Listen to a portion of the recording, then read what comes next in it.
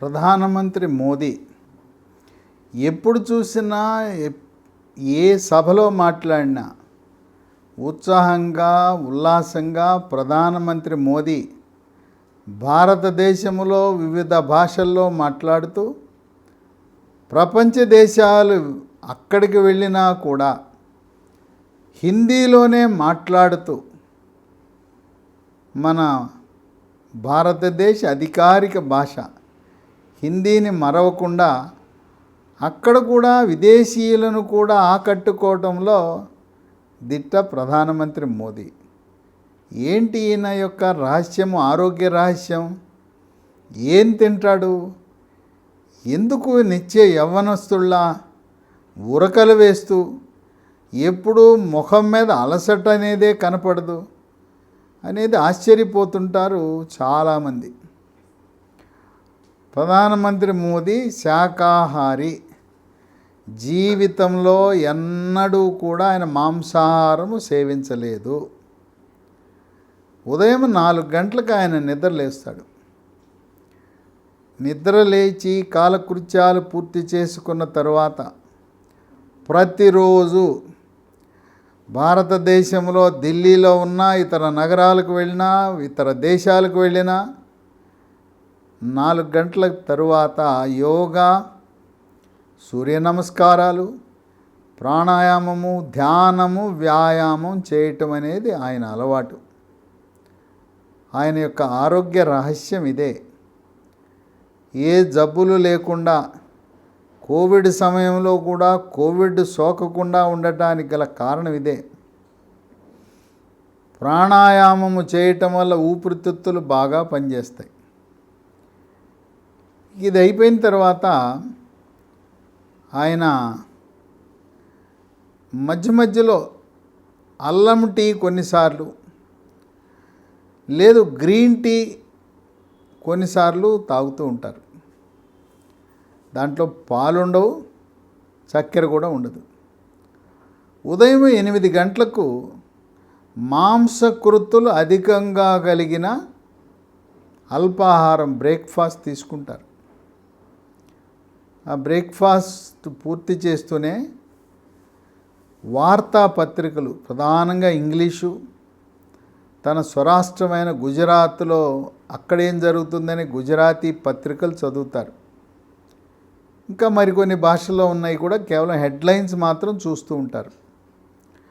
ప్రతిరోజు ఉదయం 9 గంటలకు ప్రధానమంత్రి కార్యాలయం సౌత్ బ్లాక్లో ఉంటుంది ఢిల్లీలో, అక్కడికి వెళ్తారు. ఆయన వాహనం ఎక్కకుండా ఇంటి వద్ద నుంచి ప్రధానమంత్రి కార్యాలయం వరకు నడుచుకుంటూ వెళ్తారు. అదొక విశేషం. ఇక 9 గంటల నుంచి ఆయన ప్రతిరోజు ప్రధానమంత్రి కార్యాలయంలో 14 గంటలు కూర్చొని పనిచేస్తారు. ఆయన 365 రోజులు పనిచేస్తారు.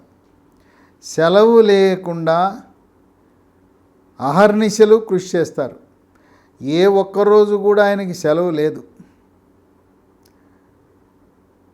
11:30 ఆయన మధ్యాహ్న భోజనం అనుకోండి. అది దాంట్లో గుజరాతీ కిచిడి, కది, ఉప్మా, బక్రీ, కాక్రా ఇలాంటి వస్తువులు, ఆహార పదార్థాలు తింటారు. ఆయనకు ఒక గుజరాతీ వంటవాడు ఉన్నాడు. ఆ వంటవాడు ఢిల్లీలో ఉన్న భారతదేశంలో ఏ నగరానికి వెళ్ళినా వెంట వెళ్తాడు. విదేశాలకు వెళ్ళినా కూడా శాకాహారమే తీసుకుంటూ వంటవాడు చేసిన ఆహార పదార్థాలని ప్రధానమంత్రి మోదీ స్వీకరిస్తారు. ఇక రాత్రి 10 గంటలకి భోజనం చేస్తారు. భోజనం చేసిన తర్వాత టీవీ చూసే అలవాటు ఉంది. టీవీ ఇంగ్లీషు, హిందీ, గుజరాతీ టీవీల్లో వార్తలు, కొన్ని ప్రధానమైన డిబేట్లు కూడా చూస్తూ ఉంటారు. ఇక టీవీ చూసిన తర్వాత ఆయనకు ఒక అలవాటు, మెయిల్స్ చూడటం, ఆయన పేరిట వచ్చిన మెయిల్స్ చదవటం, చదివి కొన్ని ఆయనే సమాధానం ఇచ్చేస్తారు. అక్కడ ఒక ప్రధానమంత్రి స్థాయిలో ఉండి మెయిల్స్కి సమాధానం ఇవ్వటం అనేది ఒక విశేషం. ఆ విధంగా టీవీలు చూడటం, మెయిల్స్ చూడటం, రిప్లై ఇవ్వటం, రాత్రి 12 గంటలకి నిద్రపోతారు. ఆయన రోజు పడుకునేది కేవలం 4 గంటలు మాత్రమే. మరి మహానుభావుడు ఎలా 4 గంటలతో అంత ఉత్సాహంగా, ఉల్లాసంగా, అసలు ఎప్పుడు కూడా ముఖం మీద అలసట కానీ, బడలిక కానీ, మరి దేవేగౌడ ప్రధానమంత్రిగా ఉన్నప్పుడు ఆయన కుర్చీలో కూర్చుని సమావేశాలకు వెళ్ళినప్పుడు నిద్రపోతుండేవాడు. ప్రధానమంత్రి మోదీ ఎక్కడికి వెళ్ళినా నిశితముగా పరిసరాలను పరిశీలించటం, అక్కడ వక్తలు మాట్లాడే విషయాలను ఒక నోట్ పుస్తకం పెట్టుకుని రాసుకోవటం, తర్వాత ఆయన ఏదైనా మాట్లాడాలంటే చాలామంది వాళ్ళ కార్యదర్శులు ఇచ్చి చదివేస్తారు. ప్రధానమంత్రి మోదీ చదవరు. ఆయన పాయింట్స్ మాత్రం రాసుకుని అనర్కళంగా ప్రసంగించడం ఆయనకు ఒక అలవాటు. ఇక ఆయన ఆరోగ్యం గురించి, అసలు అనారోగ్యం బారిన పడరు. ఎప్పుడైనా అవసరమైతే ఆయన ఆయుర్వేద వైద్యాన్ని విశ్వసిస్తాడు, గృహ వైద్యాన్ని, హోమ్ రెమెడీస్ని విశ్వసిస్తారు. గొంతు నొప్పి వచ్చిందంటే ఆయన అల్లం ముక్క చప్పడిస్తాడు, కానీ ఏదో స్ట్రెప్సిల్ ట్యాబ్లెట్ అనో, విక్స్ ట్యాబ్లెట్ అనో, కాప్సిల్ ట్యాబ్లెట్లో వాడరు. ఆయనకి బెంగళూరులో ఉండే వ్యాస ఆయుర్వేద యూనివర్సిటీలో నాగేంద్ర అని ఉన్నారు. ఆ నాగేందరు ఆయనకు ఆరోగ్యం గురించి చిట్కాలు చెప్తూ ఉంటారు. తర్వాత ఎంపీలకు, మంత్రులకు, ప్రధానమంత్రికి ఆయన మెడికల్ బిల్లులు పెట్టుకునే వసతి ఉంది. మోదీ ఎప్పుడైనా దేనికైనా వైద్యపరంగా ఖర్చు లేదని ఉంటే తన సొంత డబ్బులతో ఆ మందులు కొనుక్కోవటం చేస్తారు, కానీ ఎప్పుడూ కూడా ప్రభుత్వము ఇచ్చే ఆ మెడికల్ బిల్లు రీయింబర్స్మెంట్ అనో లేదా మెడికల్ బిల్లు బడ్జెట్ను ఉపయోగించుకోవడం ఎన్నడూ చేయలేదు. ఆయన ఎక్కువగా హోమ్ రెమెడీస్, గృహ వైద్యాన్ని విశ్వసిస్తారు. ఇక తల్లి మరణం అదొక విశేషం. రాత్రి 3:30కి మరణిస్తే ఆమెని హాస్పిటల్లో మార్చురీలో ఉంచి బయలుదేరి వెళ్ళి 6 గంటలకి అహ్మదాబాద్ వెళ్ళారు. అందరికీ, కేంద్ర మంత్రులకు, రాజకీయ వ్యవస్థలో ఉండే అందరికీ కూడా సమాచారం ఇచ్చారు. మీరు ఎవరు అహ్మదాబాద్ నా తల్లి మరణం సందర్భంగా ఎవరూ రావద్దు. నేను ఆమె యొక్క అంతిమ సంస్కారాలు ఉదయం 8 గంటలకి నేను, నా కుటుంబ సభ్యులు, సన్నిహితుల సమక్షంలో పూర్తి చేయబోతున్నాను. దీన్ని ఆర్భాటం చేయరాదు. జనసామాన్యులు మరణిస్తే ఎవరికి ఇబ్బంది కలగకుండా ఏ విధంగా సాధారణంగా జరిగిపోతుందో అలాగే నేను ఒక జనసామాన్యుడిగా నా తల్లి యొక్క అంత్యక్రియలు నిర్వహిస్తాను అని చెప్పి ఒక్క కేంద్ర మంత్రి రాలేదు, ఒక్క ఎంపీ రాలేదు, అక్కడుండే గుజరాత్లో ఉండే అధికారంలో ఉండే అక్కడ బీజేపీ ప్రముఖులు ఎవరూ రాలేదు. కేవలం రక్త సంబంధీకుల సమక్షంలో ట్రాఫిక్ జాములకు అవకాశం లేకుండా 8 గంటలకు పూర్తి చేశారు. అంటే అదొక విశేషం. అదే ఈ రోజుల్లో ఎవరైనా విఐపి మరణించారంటే ఆర్భాటం, ట్రాఫిక్ జాములు, కిలోమీటర్ల కొలది ప్రొసెషన్లు, ఊరేగింపులు, వీటితో జనజీవనానికి ఇబ్బంది కలుగుతుందనే ఆలోచన ప్రధానమంత్రి మోదీకి వచ్చింది. తర్వాత ఆయన ఆ రోజు దినచర్య ఏమైనా మానేడా? తల్లి మరణించిన రోజు బెంగాల్ వెళ్ళి వందే భారత్ రైలును ప్రారంభించాలి. ఆయన ఒక నిర్ణయం తీసుకున్నాడు. ఏ ఏ కార్యక్రమాలు అయితే ఆ రోజున నిర్ణయించబడినాయో శిలాఫలకాలు, ప్రారంభోత్సవాలు నేను భౌతికంగా రాను, అహ్మదాబాద్లో ఉండే వీడియో కాన్ఫరెన్స్ ద్వారా అన్నీ నిర్వహిస్తానని చెప్పారు. కలకత్తాలో ప్రారంభించవలసిన వందే భారత్ రైల్ని వీడియో కాన్ఫరెన్స్ ద్వారా ప్రారంభిస్తే పశ్చిమ బెంగాల్ ముఖ్యమంత్రి మమతా బెనర్జీ ఇంత దుఃఖంలో ఉండి కూడా తన రాష్ట్రంలో నిర్ధారించిన వందే భారత్ రైలు ప్రారంభించడాన్ని చూసి ఆమె నిశ్చేష్టులయ్యారు, అవాక్కయ్యారు. ఆయన యొక్క క్రమశిక్షణకి మంత్రముగ్ధులైంది ఆమె. ఆ రోజున జరగవలసిన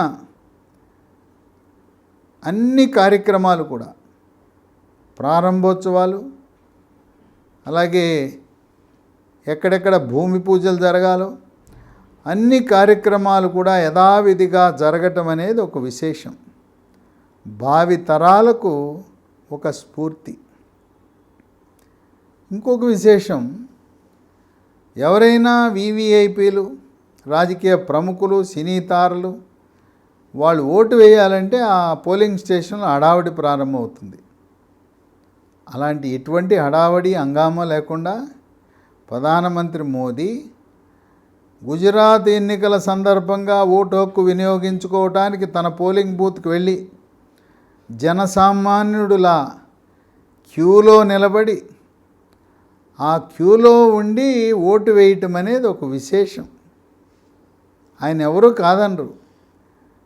ఒక 5 నిమిషాలు మొత్తం క్యూని నిలుపుదల చేసి ఆయన్ని ప్రాధాన్యతలో ముందు పంపించినా కూడా చట్టం అంగీకరిస్తుంది, ఎన్నికల నియమాలు అంగీకరిస్తాయి. అయినా కూడా ఒక జనసామాన్యుడులా క్యూలో నిలబడి ఓటు వేయటము మరువరాని సంఘటన.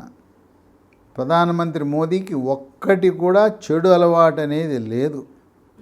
365 రోజులు ఆయన పనిచేయటం, ఆయనకి ఇష్టమైంది ఏంటంటే విషయము చదవటం, పుస్తకాలు చదవటం అనేది చాలా ఇష్టం. కాస్త ఖాళీ విరామం దొరికిందంటే విమాన ప్రయాణంలో కానీ, ఆఫీసులో కానీ, ఇంట్లో కానీ పుస్తకాలు చదవటం అనేది ఆయనకు ఒక అమిత ఆనందాన్ని ఇస్తుంది. స్వామి వివేకానంద రచనలను పలుమార్లు చదివిన దాన్నే మళ్ళీ చదివి ఆయన యొక్క స్వామి వివేకానంద యొక్క ప్రేరణ, స్ఫూర్తి పొందుతూ ఉంటారు. ప్రధానమంత్రి మోదీకి ఇష్టమైన 3 1 యోగా, ప్రాణాయామము, ధ్యానము, వ్యాయామం, 2 పుస్తకాలు చదవటం, 3 సామాజిక సేవ, ఆప్తులను ఆదుకోవటం, కష్టాల్లో ఉండేవారికి సేవ చేయటం, ఆపన్నులకు ఒక చేయూతనివ్వటం అనేది ఆయనకి ఇష్టమైన పని. ఆ విధంగా ఈరోజు ప్రధానమంత్రి దేశ్కి నేత కాదు, విశ్వకి నేత అని విశ్లేషకులు భావిస్తున్నారు. తన జీవితాన్ని దేశం కోసం, ధర్మం కోసం, దైవం కోసం పూర్తిగా త్యాగం చేసి భారతదేశాన్ని ఏక్ భారత్, శ్రేష్ఠ భారత్, అఖండ భారత్, స్వచ్ఛ భారత్, విశ్వభారత్ కింద ఒక భారతదేశాన్ని అగ్రరాజ్యంగా రూపొందించాలని, ఇప్పటికే ఆర్థిక రంగంలో 5వ అతిపెద్ద శక్తిగా అవతరించి త్వరలో 3వ స్థానానికి వెళ్తున్న భారతదేశానికి భరతమాతకు సేవను చేసి పునీతున్నవ్వాలనే సంకల్పంతో ప్రధానమంత్రి మోదీ సగటు భారతీయులకు స్ఫూర్తిదాయకమైన సందేశాన్ని దినచర్యలోనూ, ఆహార నియమాలలోనూ కూడా, అట్లాగే క్రమశిక్షణ, ఎక్కడ అంగు ఆర్భాటం, ప్రధానమంత్రి అయినా కూడా అంగు ఆర్భాటం లేకుండా ఒక సామాన్య సగటు భారతీయుడిలా ప్రవర్తిస్తూ భావి తరాలు గుర్తుంచుకునే విధంగా ఆయన యొక్క జీవన శైలిని కొనసాగించటం అనేది ఒక విశేషమని విశ్లేషకులు భావిస్తున్నారు.